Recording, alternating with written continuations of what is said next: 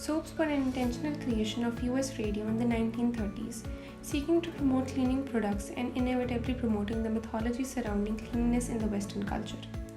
Of course, the radio and then the television networks had a pretty good idea that these domestic dramas would be popular, given the proven success of magazines for women based on key elements such as gossip and problem solving.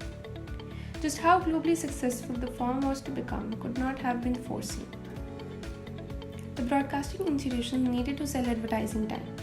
They wanted to sell to women on the basis of women's control of the domestic spend as much as in the first place their personal income. The success of soaps cannot be in doubt. One program, Guiding Light in the US, made the transition to TV and has been running since 1937.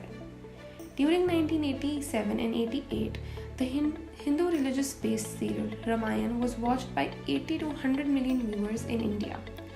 One particular episode of Televisa serial was watched in Mexico in 1991 by 70% of the TV viewing population. The productions of Brazil TV Globo Corporation have been watched in over 100 countries. Without doubt, soaps have influence and have biological significance, but what soaps are and what they mean depends as much on what the audience chooses to make of them as on textual qualities. Whatever a soap is, whatever its meaning are, exist in a dynamic relationship between text and interpretative communities. Talking about this, we shall also look into the fact that soaps and their readings are full of contradiction or dualities.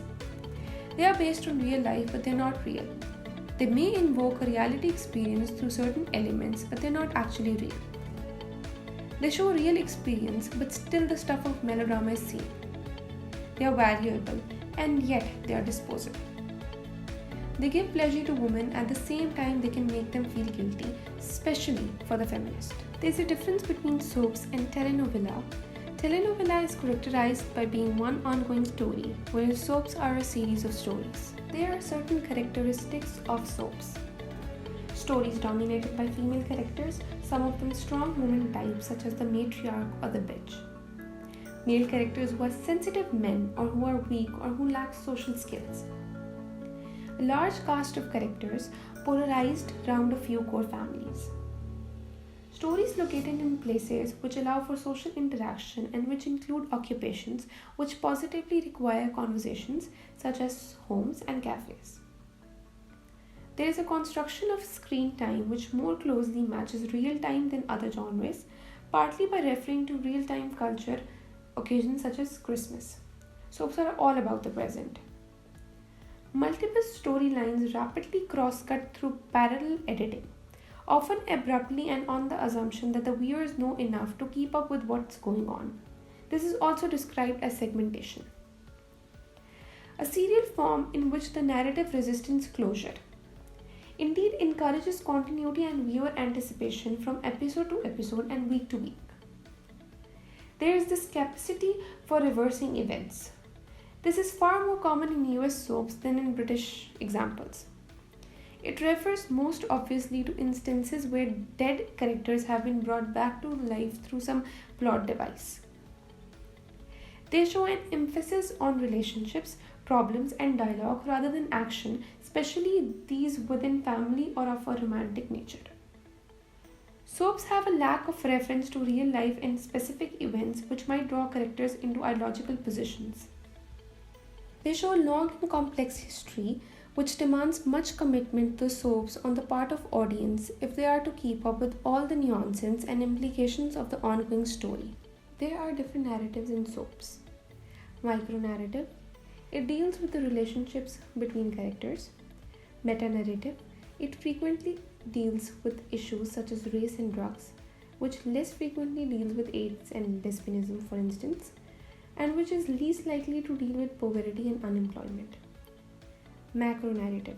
It embraces the notion of the kind of mini society being created. It may be characterized as being working class. Trans-narrative, the scale of which is the sum of all soap stories seen at one time. Hyper-narrative, it deals to a similar scale of collective stories but to those seen over a period of time. Soaps and social realism. The continuous production commitment to the soap raises another point about realism and time. By being broadcast 2 or 3 or more times a week, Soaps are given the capacity to mimic the continuity of life and to appear real.